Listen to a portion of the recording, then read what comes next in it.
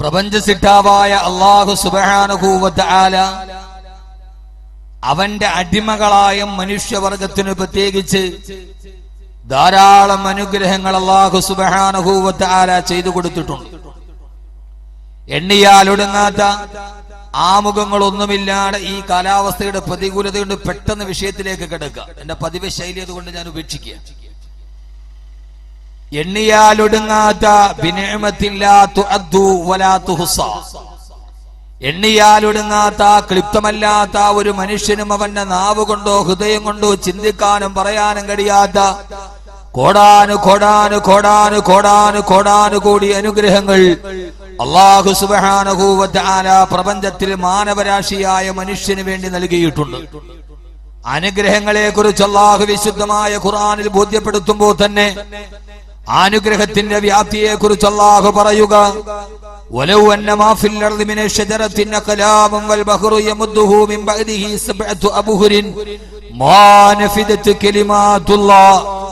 അല്ലാഹു പറയാണ് നബിയെ, അല്ലാഹു സുബ്ഹാനഹു വ തആല ഒരു മനുഷ്യന് ചെയ്തു കൊടുത്ത അനുഗ്രഹത്തെ കുറിച്ച് പറഞ്ഞു കൊടുക്കുമ്പോൾ മാനവരാശിയോട് പറയണം, അവൻ നിർനിമേഷനായി നിരാശനായി ഹതാശനായി നിൽക്കേണ്ടി വരിക. എന്നെ അനുഗ്രഹങ്ങളെ എന്നെ തിട്ടപ്പെടുത്താൻ ഒരാൾ തീരുമാനിച്ചാൽ ഈ കാണുന്ന ലോകത്തിന്റെ മുഴുവനും വനാന്തരങ്ങളിൽ ഉയർന്നു നിൽക്കുന്ന വടവൃക്ഷങ്ങൾ മുഴുവനും പേനയാക്കി മാറ്റുകയും സപ്തസമുദ്രങ്ങളിലെ ജലത്തുള്ളികൾ ആ പേനയിലെ മഷിയാക്കി മാറ്റുകയും ചെയ്തിട്ട് ലോകത്തുള്ള മുഴുവൻ വടവൃക്ഷങ്ങളെ പേനയാക്കി സപ്തസമുദ്രങ്ങളെ നീർത്തുള്ളികളെ ആ പേനയിലെ മഷിയാക്കി അല്ലാഹു സുബ്ഹാനഹു വ തആല നമുക്ക് ചെയ്തു തന്ന അനുഗ്രഹത്തെ കുറിച്ച് എണ്ണാൻ, അതല്ല ഒന്ന് ഏതെങ്കിലും ഒരു പേപ്പറിലേക്കൊന്ന് കോറിയിട്ട് എഴുതാൻ ഒരാൾ തീരുമാനിച്ചാൽ അല്ലാഹു പറയുകയാ, മാ നഫിദതു കലിമാതുല്ലാഹ്. ഏകനായ പടച്ചതമ്പുരാന്റെ അനുഗ്രഹങ്ങളെ എഴുതി തീർക്കാൻ ആ സമസ്ത സമുദ്രങ്ങളുടെ നീർത്തുള്ളികൾക്ക് പോലും സാധ്യമല്ലാത്ത വിധം അല്ലാഹുവിന്റെ അനുഗ്രഹങ്ങൾക്ക് വ്യാപ്തി വലുതാണെന്ന് ഖുർആൻ ബോധിപ്പിക്കുമ്പോ അല്ലാഹുവിന്റെ വിശുദ്ധമായ ഖുർആന്റെ 114 അധ്യായങ്ങളിൽ 6666 ആയത്തുകളിലായി 30 ഭാഗങ്ങളിലായി അല്ലാഹു സുബ്ഹാനഹു വ തആല പലപ്പോഴും ഖുർആനിലൂടെ എടുത്തു ചോദിക്കുന്നതെന്താ? ഞാൻ നിനക്ക് ചെയ്തു തന്ന അനുഗ്രഹങ്ങളെ നീ വിസ്മരിക്കുന്നതെന്താ? അല്ലാഹുവിന്റെ വിശുദ്ധമായ ഖുർആനിൽ ഒരു സൂറത്തുണ്ട്. ആ സൂറത്തിന്റെ പേര് സൂറത്തുർ റഹ്മാൻ എന്നാ.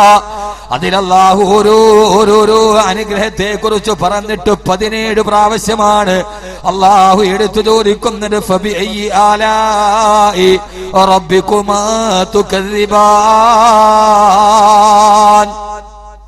الرحمن علم القرآن خلق الإنسان علمه البيان والشمس والقمر بحسبان والنجم والشجر يسجدان.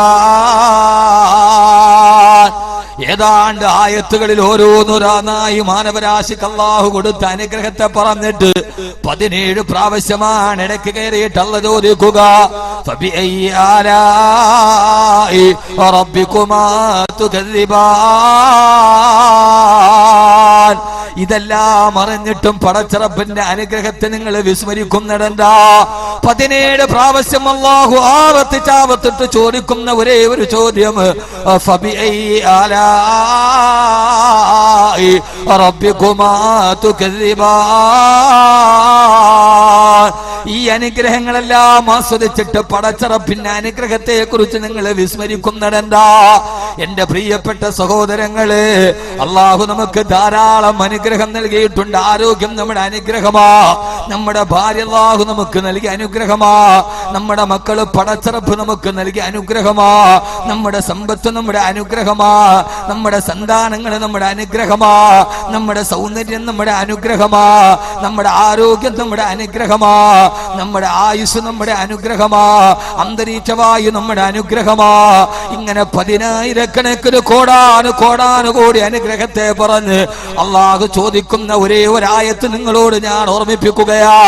1000 അനുഗ്രഹത്തെ കുറിച്ച് പറയുമ്പോ ചോദിക്കുകയാണ്, അലം നജ്അലിൽ അർള മിഹാദാ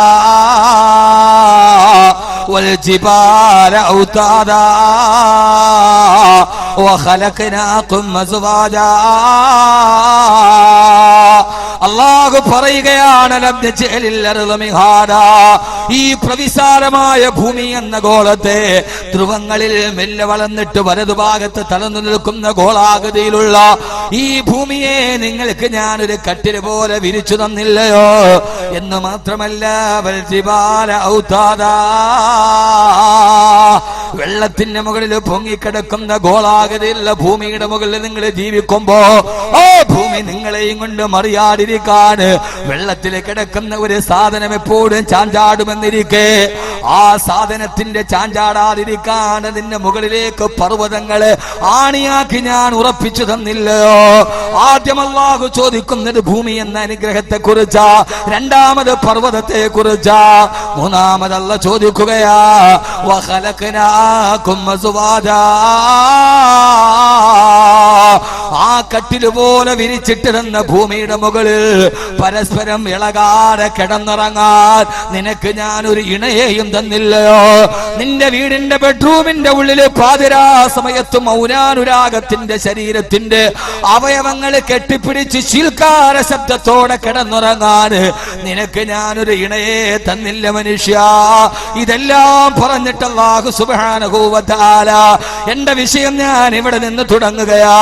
അല്ലാഹു സുബ്ഹാനഹു വ തആല എടുത്തു തോടിക്കുന്ന പ്രധാനപ്പെട്ട ഒരു അനുഗ്രഹമാ വജഅൽനാ നൗമകും സുബാതാ. അല്ലാഹു പറയുകയാണ് അടുത്ത അനുഗ്രഹത്തെ കുറിച്ച് ചോദിക്കുമ്പോ അല്ലാഹു ചോദിക്കുന്നത് എന്താ? വജഅൽനാ നൗമകും സുബാതാ. നിന്റെ വിശ്രമത്തിന് വേണ്ടി നിനക്ക് ഞാൻ ഉറക്കത്തെ തന്നില്ലയോ? അതിരമാര് ശ്രദ്ധ പതിപ്പിക്കാത്ത പലരും അശ്രദ്ധമായി കളയുന്ന പടച്ചറപ്പിന്റെ അനുഗ്രഹത്തിൽപ്പെട്ട ഈ അനുഗ്രഹത്തിൽ നിന്ന് നമുക്കിന്ന് നമ്മുടെ ഒരു ദിവസം തുടങ്ങാം. മുസ്ലിമിന്റെ ഒരു ദിവസം തുടങ്ങുന്നത് എങ്ങനെയാ? ഏറ്റവും വലിയൊരു അനുഗ്രഹം പടച്ചറപ്പിനെ ആസ്വദിച്ചുകൊണ്ടാ. ആ അനുഗ്രഹം ഏടെന്നറിയോ? നിങ്ങൾ ആരും അനുഗ്രഹത്തെ കുറിച്ച് ഇതേവരെ ചിന്തിച്ചിട്ടില്ല. അനുഗ്രഹമാണ് വജഅൽനാ നൗമകും സുബാതാ. നിങ്ങളുടെ വിശ്രമത്തിനു വേണ്ടി നിങ്ങൾക്ക് ഞാൻ ഉറക്കം തന്നില്ലയോ? പടച്ച തമ്പുരാന്റെ ഏറ്റവും പ്രധാനപ്പെട്ട ഒരു അനുഗ്രഹമാ ഉറക്കം. ഉറങ്ങാൻ കഴിഞ്ഞില്ലെങ്കിലുള്ള അവസ്ഥ എന്താ? ഉറക്കത്തെ കുറിച്ച് പറഞ്ഞപ്പോ അല്ലാഹു പറഞ്ഞത് വജഅൽനാ നൗമകും സുബാതാ. വിശ്രമത്തിനുതകുന്ന ഉറക്കം തന്നില്ലയോ? ഉറക്കം എപ്പോഴും സുബാത്തായിരിക്കണം. അതുകൊണ്ടാണ് ബസിന്റെ സീറ്റിൽ ചാടിയിരുന്നുറങ്ങിയാൽ ആ ഉറക്കം കൊണ്ട് ഉറക്കത്തിന്റെ ആഗ്രഹം തീരില്ല. ഏതെങ്കിലും വെയിറ്റിംഗ് ഷെഡിലിരുന്ന് ഉറങ്ങിയാൽ ഉറക്കം ശരിയാവില്ല. ആ ഉറക്കം സുബാത്താവണോ? അത് വിശ്രമമാകണോ? നിന്റെ വീട്ടിൽ ചരിച്ചിട്ട കട്ടിലിന്റെ മുകളിൽ സന്തോഷമായിട്ടൊന്നുറങ്ങാ. പൊന്നുമോനെ, അല്ലാഹു നമുക്ക് നൽകിയ ഏറ്റവും വലിയ അനുഗ്രഹമാ ഉറങ്ങാൻ കഴിയുക. എത്രയെത്രയോ ആളുകളാണ് ഉസ്താദേ ടെൻഷൻ കാരണം ഉറക്കമില്ല. ഒന്ന് കണ്ണടക്കാൻ കഴിയാതെ ഉറക്ക ഗുളികകൾ കഴിച്ചിട്ട് കിടന്നുറങ്ങുന്ന എത്രയോ ആളുകളെ നമ്മുടെ ചുറ്റുപാടുകളിൽ നമ്മൾ കാണുമ്പോ അല്ലാഹു പറയുകയാണ് നിനക്ക് ഞാൻ തന്ന ഏറ്റവും വലിയ അനുഗ്രഹമാണ് പടച്ചിറപ്പ് പറയുകയാ ഉറക്കമാ. അതുകൊണ്ടാണ് സഹോദരങ്ങളെ ഒരു മുസ്ലിമിന്റെ ദിവസം തുടങ്ങുന്നത് എവിടെ നിന്നാ? അവൻ രാവിലെ ഉറക്കമെഴുന്നേൽക്കുകയാ. ആദ്യത്തെ ദിവസത്തിന്റെ ആരംഭം കുറിക്കുകയാ.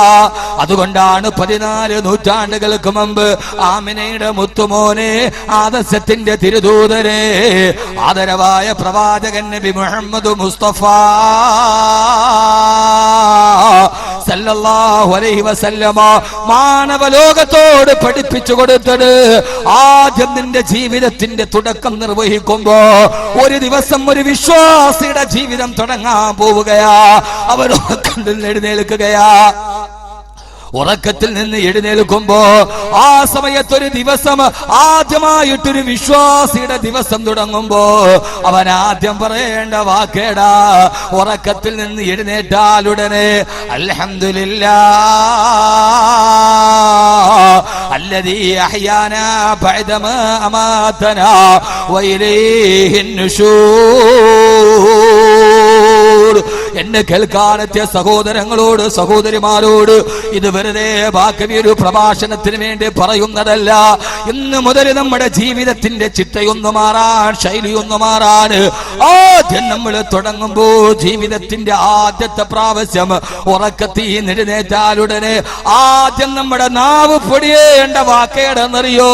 അത് പടച്ചറപ്പിന്റെ തസ്ബീഹാണ്. അൽഹംദുലില്ലാഹ്, സർവസ്തുതിയും നിനക്കാണ് തമ്പുരാനെ, സർവസ്തുതി കീർത്തനങ്ങളും നിനക്കാണ് തമ്പുരാനെ. അല്ലദീ അഹ്യാനാ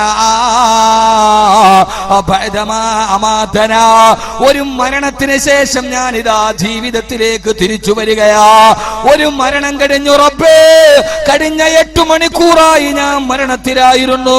ഇപ്പോൾ നീ എന്റെ അവയവങ്ങളെ സജീവമാക്കിയിട്ട് എനിക്ക് ജീവിതം തന്ന അല്ലാ എന്നാദ്യം അൽഹംദുലില്ലാഹ് എന്ന് പറഞ്ഞുകൊണ്ടാണ് ഒരു മുസ്ലിമിന്റെ ദിവസം തുടങ്ങേണ്ടതെന്ന് പ്രവാചകൻ നബി മുഹമ്മദ് മുസ്തഫ